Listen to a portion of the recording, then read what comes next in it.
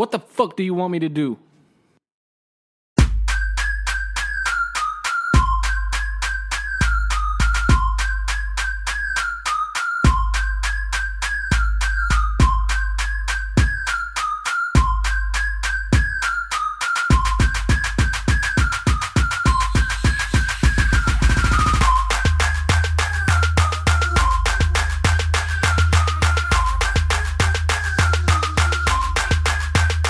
And good morning.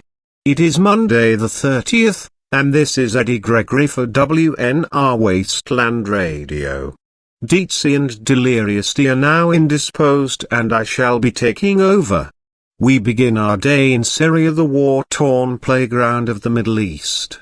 The situation continues to drag on as the YPG withdraws from Manbij amid pressure from Turkish forces. After much negotiation, the Daraa agreement has been accepted by all Syrian parties. This of course is followed by a massive push in southern Aleppo by the Syrian army.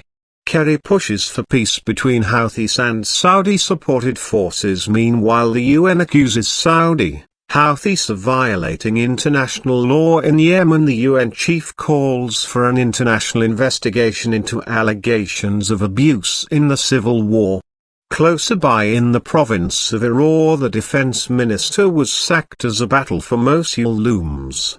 In the chaos, the Turkish coalition has seized the Euphrates crossing. The further escalation in the already war-torn Middle East is something that all wasters should keep a close eye on. A world away in LAX International, there are reports of multiple shooters. This would mark the second time in the past 3 months that such an event has happened. Further details will be provided as we obtain them. WNR can only pray for all afflicted by these tragic events. Turning RS back to the East, more from ISIS. Their new video of children executing prisoners is now also met with a shift in France.